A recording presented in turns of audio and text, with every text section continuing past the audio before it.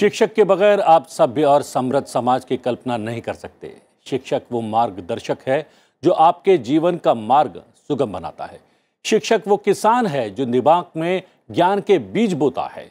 वक्त बदला, कई दौर गुजरे, मगर आज भी शिक्षक और शिक्षा का स्थान सबसे ऊपर है।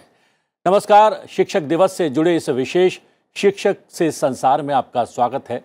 इस दिवस को विशेष बनाने के लिए हमारे साथ दो राष्ट्रीय शिक्षक पुरस्कार से सम्मानित शिक्षक मौजूद हैं। उनका परिचय आपसे करवा देता हूं। आसिया फारूकी जी हैं, प्रधानाचार्य हैं, प्राथमिक विद्यालय ASTI नगर फतेहपुर उत्तर प्रदेश, राष्ट्रीय शिक्षक पुरस्कार विजेता हैं। आपका स्वागत है। हमारे साथ डॉक्टर रीताबेन निकेश चंद्र फुलवाला भी हैं, प्राचार्य हैं, शेठ श्री PH बचकानीवाला विद्या मंदिर सूरत गुजरात, राष्ट्रीय शिक्षक पुरस्कार विजेता हैं। आप दोनों का बहुत बहुत स्वागत है और शुभकामनाएं भी।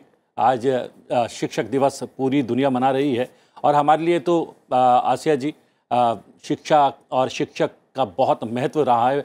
पारंपरिक रूप से हम शिक्षक को बहुत ही ज़्यादा सम्मान देते आए हैं। जब एक शिक्षक के रूप में आपने अपना करियर शुरू किया, एक तो सबसे पहली बात ये कि आपने शिक्षक बनना ही क्यों स्वीकार किया, लेकिन जब शिक्षक बन गई तो उसके बाद आपको लगा था कि आपकी यात्रा आपको एक राष्ट्रीय पुरस्कार भी दिलवा देगी? जी सर, बताना चाहूँगी कि मैं बचपन से ही टीचर बनना चाहती थी। मेरा सपना था। मेरे मम्मी पापा दोनों ही टीचर हैं, टीचिंग लाइन में हैं।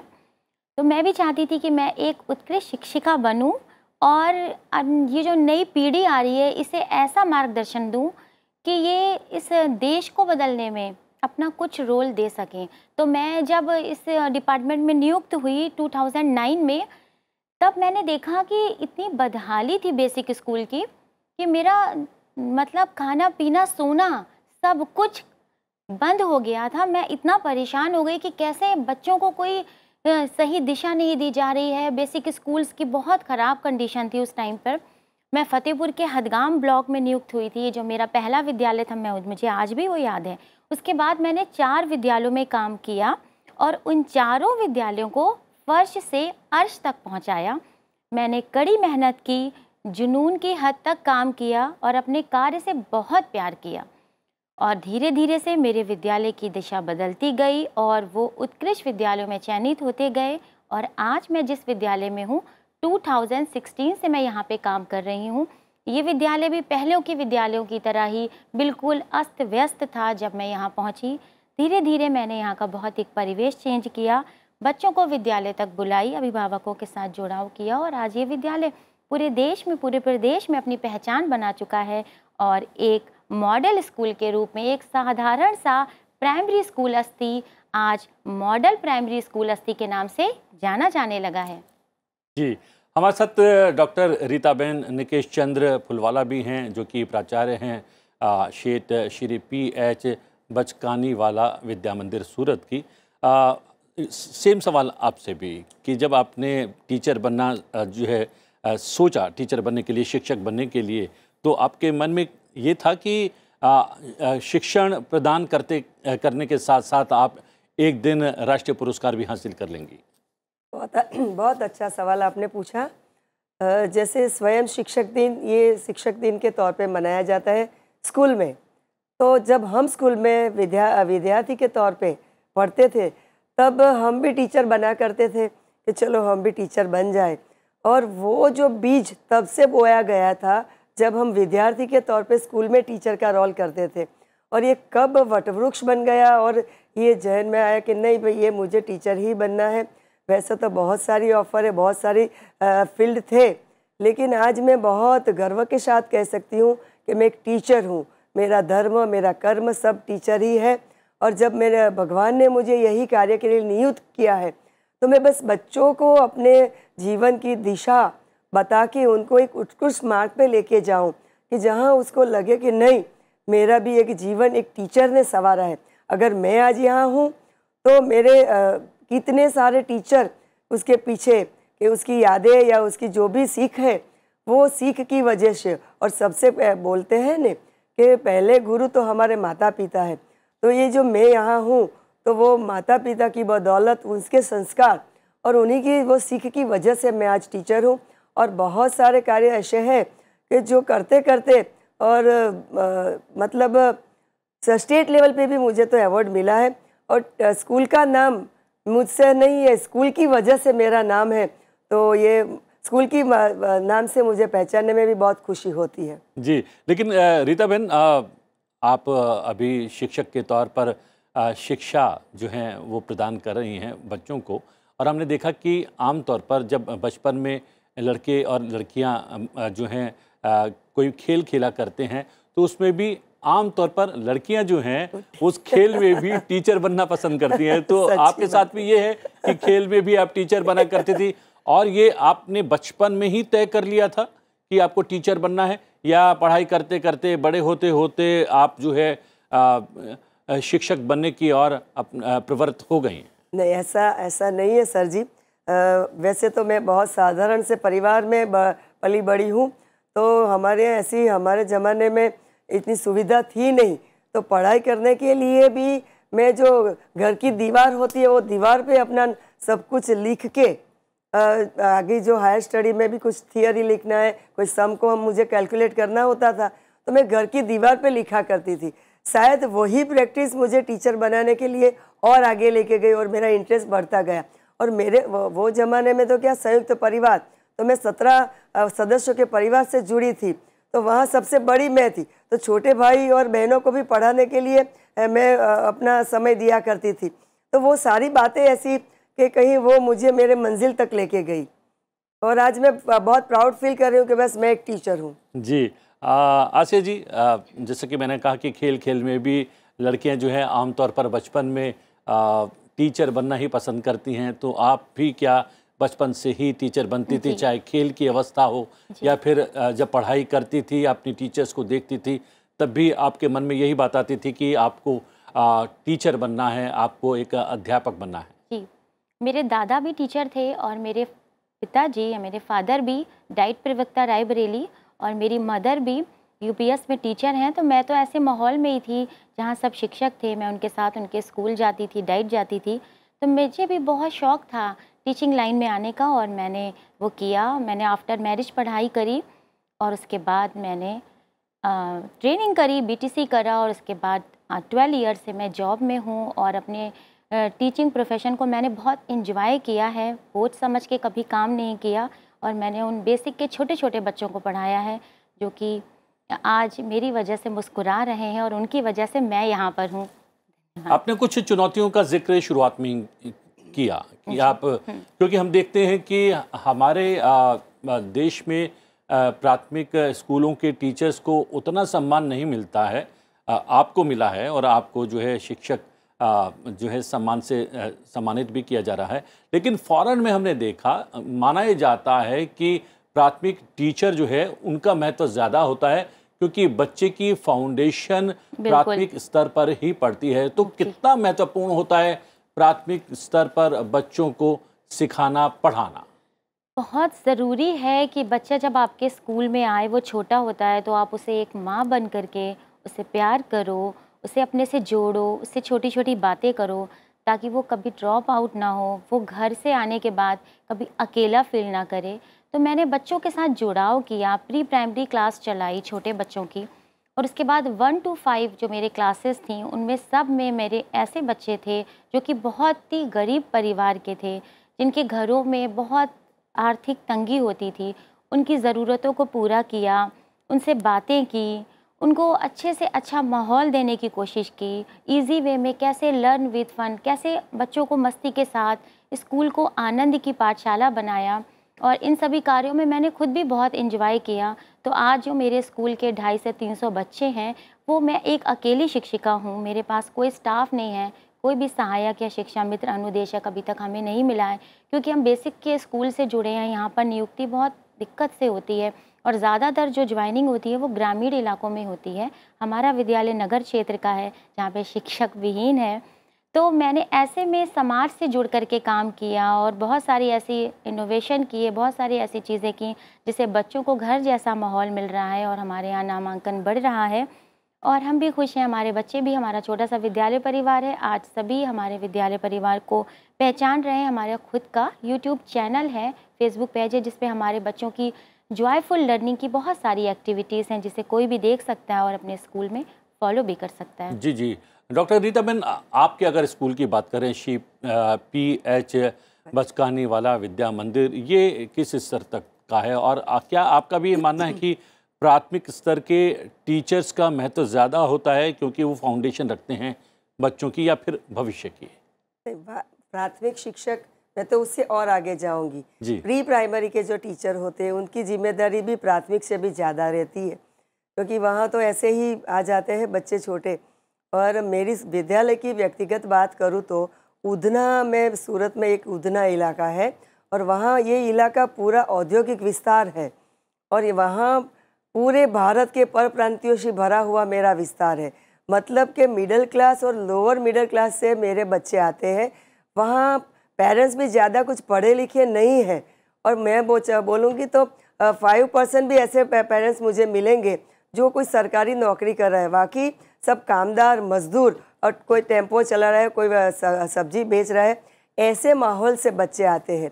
जब मैंने ये स्कूल ज्वाइन किया था सर जी, तब 8वीं के 2 क्लास थे और 112 बच्चे थे। आज मेरे यहाँ 16 क्लासेस से ग्रांटेड और उसमें साइंस स्ट्रीम और कॉमर्स स्ट्रीम भी शामिल है और 1000 से ज़्यादा बच्चे यहाँ पढ़ रहे हैं। और मैं ज़रूर ये महत्व देती हूँ प्राथमिक शिक्षण को कि जो भी है वो बीज वहाँ से बोया जाता है और फिर हम उसको नर्चर करके, संवर्धन करके उसको आगे लेके जाते हैं।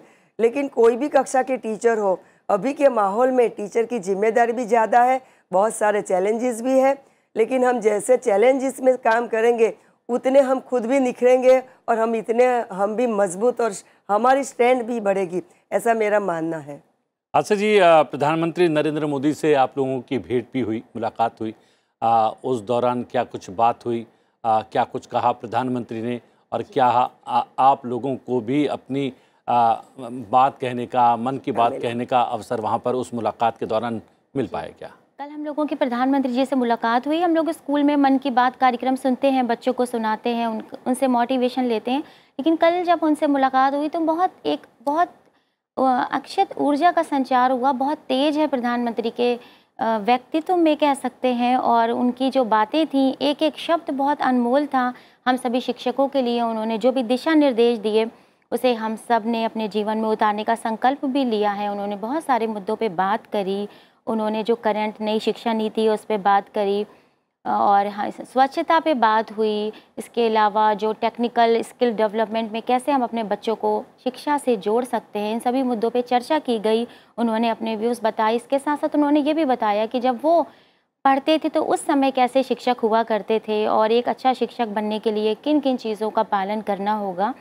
तो हम लोगों को कल एक अलग सा फीलिंग्स आई कि जब एक देश का प्रधानमंत्री हम लोगों के बीच में खड़ा होकर कंटिन्यू बोल सकते हैं, वो वहाँ पर ना बैठे, ना उन्होंने एक भी बार पानी पिया, ना रेस्ट लिया, कंटिन्यू वो 2.5 घंटे हम लोगों से बात करते रहे और हमारी सारी बातें सुनी। सभी शिक्षकों ने अपनी अपनी बात कही। तो इसलिए हमें ये लग रहा है कि प्रधानमंत्री जी का संबोधन हम लोगों के लिए बहुत अनमोल था और वो बहुत अच्छे पल थे जिन्हें हम लोगों ने कल उनके साथ बिताया। और अभी अपने विद्यालय में जाकर के हम डबल ऊर्जा के साथ काम करेंगे, उससे मोटिवेशन लेकर के अपने बच्चों के साथ कुछ नया और बेहतर करने का प्रयास करेंगे। जी जी। डॉक्टर रीताबेन, आप तो उसी प्रदेश से हैं जहाँ से प्रधानमंत्री स्वयं हैं और वहाँ पर मुख्यमंत्री के तौर पर भी उन्होंने लंबा कार्यकाल किया है और अब जो है प्रधानमंत्री के रूप में वो जो हैं नेतृत्व कर रहे हैं, न केवल पूरे देश का बल्कि पूरा विश्व ही आजकल उनकी तरफ देख रहा है। जब आपके समक्ष थे प्रधानमंत्री तो क्या कुछ बातें हुई, क्या कुछ आपके मन में आया? अरे, प्रधानमंत्री की तो मैं बहुत बड़ी फ़ैन हूँ। मोदी भगत हूँ तो कोई अतिशयोक्ति नहीं है। और गुजरात से हूँ तो सीएम के तौर पे जब सर का कार्यकाल रहा था तो बहुत सारी ऐसी योजनाएं जो हमने सामने देखी है, सर के साथ बैठ के चयन किया हुआ है कि वांचे गुजरात, हमारे यहाँ ये जो प्रकल्प वो सर ने रखा था और हमारे बच्चे भी वहाँ सभी प्रोग्राम में पार्टिसिपेंट होते थे। स्वयं शिक्षक दिन की सेलिब्रेशन की बात करूँ तो सर ने जब कल अपने खुद के टीचर के बारे में बताया। हम तो वहाँ गुजरात से भी ये सब बातें जानती हूँ मैं। ये सर जब सीएम बने तब सर ने पहले अपने सभी शिक्षकों को इतना सम्मान दिया। पूरे गुजरात से सभी शिक्षक को वहाँ बुला के उसने सम्मान किया था। और शिक्षक दिन तो हर साल मनाया जाता है, हर साल शिक्षकों को पुरस्कार मिलता है। लेकिन जब मोदी जी हमारे यहाँ सीएम बने और ये पुरस्कार की जो तौर तरीके इतने बदले सर ने, और ये जो अवार्ड दिया जाता था उसका लाइव टेलीकास्ट होने लगा। सभी स्कूलें गुजरात की अपने स्कूल में बच्चों को और टीचर को बिठा के ये प्रोग्राम दिखा देने लगे। और तभी एक मतलब हमको भी एक ऐसी इच्छा जगी कि नहीं यार, इतना बड़ा काम तो सभी करते हैं, तो चलो हम भी ट्राई करें और हम भी अवार्ड के लिए नॉमिनेट करें। और सच्ची बताती हूँ कि 2013 में मुझे भी स्टेट लेवल का बेस्ट प्रिंसिपल अवार्ड सर के हाथों मिला हुआ है। तो उस दिन मैंने सर को बोला था कि सर ये मेरा सपना था, मेरा ड्रीम था कम्स ट्रू, और मुझे अवार्ड आप ही के हाथों से चाहिए। गवर्नर के हाथ से मैंने लिया, फिर सर के हाथ से फिर से मैंने लिया था, क्योंकि ये मेरा सपना था। क्योंकि ये प्रधानमंत्री ने कल हमारी जो क्लास ली, एक टीचर के तौर पे ऐसे सभी सब्जेक्ट को टेक्नोलॉजी से लेके, जैसे मेरे कलीग ने बताया, आसिया जी ने, कि टेक्नोलॉजी से लेके चंद्रयान से लेके एनईपी से लेके स्वच्छता से लेके एक पंच प्रण से लेके लाइफ स्किल के लिए सभी बातें, कोई ऐसी बात नहीं थी जो सर ने नहीं बताई। और जब 2023 में मुझे ये राष्ट्रीय पुरस्कार मिला है, तो मेरा वही सपना था कि जब मैं नेशनल के लिए अप्लाई करूँगी तब भी वहाँ मोदी जी होने चाहिए। और ये मेरा मतलब विथ ब्लेसिंग्स ऑफ गॉड ये हो गया मेरा। मतलब ये प्रधानमंत्री ऊर्जावान है, प्रज्ञावान है, और सभी किताबें इतनी सारी लिखते हैं और प्रभावित सभी हैं। मतलब कि आज हमारे पूरे देश में नहीं, पूरे विश्व में भारतीयों का जो डंका और भारतीयों को जो रिस्पेक्ट मिल रही है due to Modi ji. I respect Modi ji. Asiya ji, प्रधानमंत्री ने बहुत पहले एक बात कही थी कि आप जो है पुरस्कार प्राप्त करने के लिए या फिर कुछ बनने के लिए काम ना करें। आप जब काम करेंगे, बेहतर काम करेंगे, अच्छा काम करेंगे, तो आपको जो है अच्छा करने के लिए भी मिल जाएगा और आप पुरस्कृत भी हो जाएंगे। प्रधानमंत्री जी का हमेशा से कहना रहा है कि कर्तव्य निष्ठा से काम करो, सम्मान खुद ब खुद मिलेगा। जब हम कोई भी काम निस्वार्थ भाव से करते हैं, जिसमें हमारा कोई स्वार्थ नहीं होता है, हम बच्चों के लिए करते हैं, समाज के लिए करते हैं, अपनी खुशी के लिए करते हैं, तो हम सम्मान के लिए तो हम सोचे ही नहीं, सम्मान तो हमें मिलना ही मिलना है। तो मैंने अपने कार्य से प्यार किया। जैसा कि मैंने बताया, मैंने ये नहीं सोचा था कि 2023 का नेशनल अवार्ड मैं जीत जाऊंगी। बताऊं, मैंने जब सिर्फ 2 या 3 दिन रह गए थे इस अवार्ड की डेट, लास्ट डेट थी, तब मैंने अपने बीएसए के कहने पर इस अवार्ड को भरा। मुझे लगता था कि अभी मुझे और काम करना है, मैं नहीं अभी डालूंगी। तो उसमें जब आपने फॉर्म भरा, इसके लिए अप्लाई किया, तो आपने क्या कुछ उसमें मेंशन किया? जी, मैं काम हमेशा से सभी चीज़ों में करती आई हूँ। सिर्फ मैंने ये नहीं कि मैंने स्कूल में काम किया है, अपनी बाउंड्री के अंदर काम किया है, ऐसा नहीं है। मैंने स्कूल के बाहर कम्युनिटी में काम किया है, बाहर के समाज में काम किया है, उन गरीब महिलाओं के लिए काम किया है, उन अशिक्षित अभिभावकों के लिए काम किया है जो मेरे स्कूल में आकर के अंगूठा लगा के जाते थे। मैंने उन्हें पढ़ाया, उन्हें शिक्षा से जोड़ा। तो जब मैं ये काम करती थी, कोरोना के पीरियड में बताऊं, मेरे विद्यालय में बहुत ख़राब कंडीशन हो गई थी, क्योंकि सबके काम धंधे बंद हो गए थे और औरतें घर बैठी थी। वो जो उनके हस्बैंड थे वो कुछ कर नहीं रहे थे, उनके पास कोई भी जरिया नहीं था रोज़गार का। तब मैंने उनको स्कूल में बुला करके कैंप लगवाए और रोज़गार से जोड़ा। सिलाई कढ़ाई कुरेशिया, उनको मशीनें प्रोवाइड करती और उनको सिलाई कढ़ाई सिखा करके उनके जो बैग होते थे, मास्क होते थे, वो जो भी सामान सजावटी बनाती थी, उन्हें मार्केट तक भेजती थी और इससे उनको रोज़गार मिलता था। वो अपने पैरों पे खड़ी होती थी और ये सिलसिला अब जारी हो गया है। तो मैं जब ये फॉर्म डाल रही थी तो मुझे लग नहीं रहा था कि मुझे राष्ट्रीय पुरस्कार मिलेगा। बस उसमें जो भी सवाल आते थे कि आपने समाज के लिए क्या किया, आपने बच्चों के लिए क्या किया, तो बहुत सारे उसमें मेंशन करने पड़ते हैं। तो जो मैं करती गई वो मैं मेंशन करती गई और सबके लिंक अपलोड करनी पड़ती है यूट्यूब से। तो मेरे चैनल पर सारी चीज़ें थी, मैंने किया। उसके बाद एक एक सीढ़ी चढ़ते चले गए। पहला स्टेप जनपद से होता है, उसके बाद राज्य से आपको चयनित किया जाता है, उसके बाद आपको लास्ट स्टेप होता है आपका फाइनल राउंड। जो कि आपको भारत सरकार के सामने अपना प्रेजेंटेशन देना होता है। तो ऊपर वाले का रहम करम कह सकते हैं, और मेरे सारे बच्चों की दुआएं और जिनके लिए मैंने काम किया उनका प्यार, जो मैं आज यहाँ आप लोगों के सामने हूँ, और मैं आज उन्हीं की वजह से हूँ। यानी एक लंबी प्रक्रिया से गुजरना पड़ता है, सीधे तौर पर आपको ये सम्मान या ये पुरस्कार नहीं मिल जाता है। आप दोनों वर्तमान में शिक्षक हैं और आप शिक्षित कर रही हैं, बच्चों को भविष्य तैयार कर रही हैं देश का।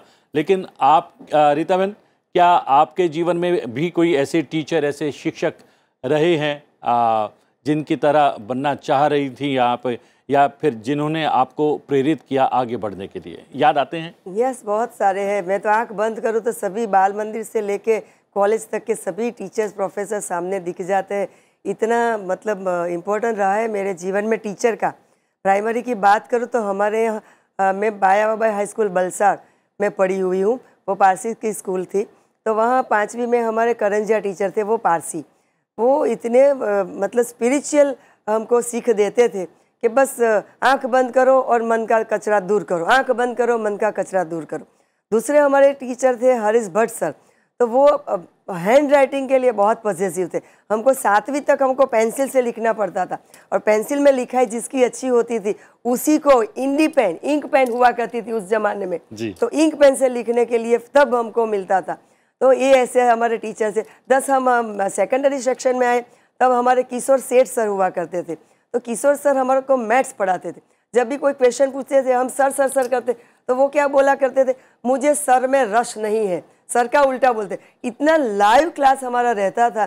चाहे वो फिर हम कॉलेज की बात करूँ तो कॉलेज में हमारे नागर जी सर, तो नागर जी सर केमिस्ट्री पढ़ाते थे।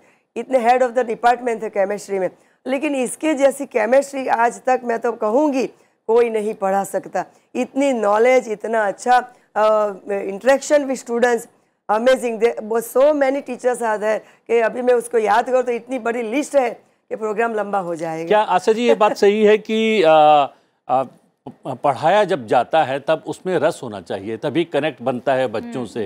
तो वो रस कैसे टीचर के तौर पर? इंटरेस्टिंग, मैंने आपको पहले भी बताया कि जॉयफुल लर्निंग अगर हम छोटे बच्चों के साथ करेंगे, तो मैं पपेट का इस्तेमाल करती हूँ अपने स्कूल में, म्यूज़िक का इस्तेमाल करती हूँ, आर्ट एंड क्राफ्ट का इस्तेमाल करती हूँ, और उसके बाद मैंने कुछ बुक्स लिखी हैं जिन्हें मैंने लर्न विद फन का नाम दिया है। तो वो बुक्स में कैसे हम फन से बच्चों को पढ़ा सकते हैं, कैसे नए इनोवेटिंग आइडियाज़ निकाल सकते हैं बच्चों के साथ। जैसे उसमें क्या कुछ रहता है? जैसे कि हमने कोई भी चैप्टर पढ़ाया है, हमें गांधी जी के बारे में पढ़ाना है बच्चों को, तो हमने कविता के रूप में उनके पूरे पार्ट को चेंज कर दिया है। बाल गंगाधर तिलक के बारे में पढ़ाना है, तो उनका जन्म से लेकर उनके सारे कार्य को हमने कविता के रूप में सुर और लय के साथ हम पढ़ाते हैं बच्चों को।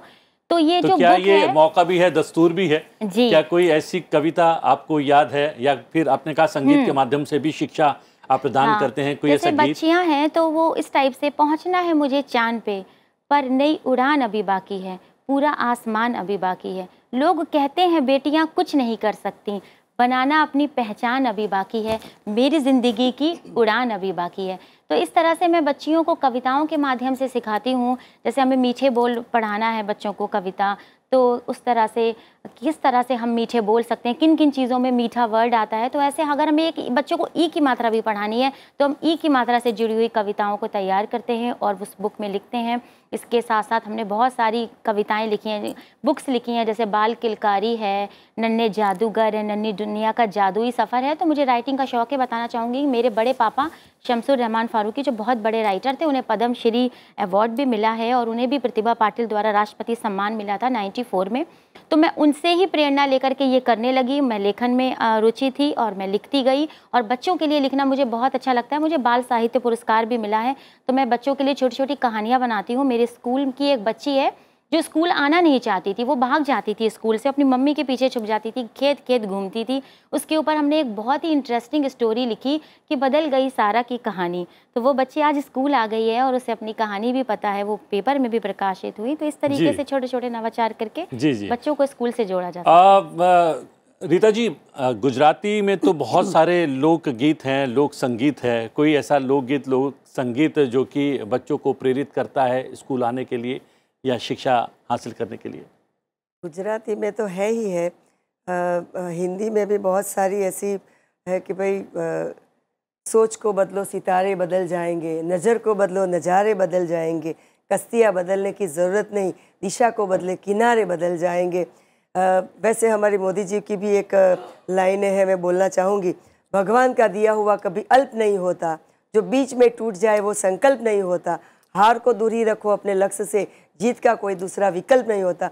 ऐसी बहुत सारी मोटिवेशन लाइंस और मोटिवेटर स्पीकर को और ख़ुद भी मोटिवेट करने वाली बहुत सारी स्टोरियाँ बच्चों को सुना के हम बच्चों को इतना मोटिवेट करते हैं। मैंने बोला कि हमारे यहाँ भी बच्चे ऐसे ही पढ़ते हैं, तो ऐसे बच्चों को स्कूल तक लाना और उसको ऐसा लगना चाहिए कि मैं ऐसी स्कूल में पढ़ता हूँ जहाँ सब सारी सुविधाएं हैं। ऐसा नहीं लगना है बस वैसे प्राइवेट स्कूल में तो बहुत सारी सुविधाएं हैं, जैसे आसिया जी जो प्रॉब्लम से गुजर रही है वैसी प्रॉब्लम सभी स्कूलों में रहती है, लेकिन जब मैनेजमेंट पॉजिटिव होती है और जब हम भी एज ए प्रिंसिपल पॉजिटिव, आपने मैनेजमेंट की बात कही है तो समय चूंकि समाप्त हो रहा है, चलते चलते नई शिक्षा नीति की भी बात कर लेते हैं।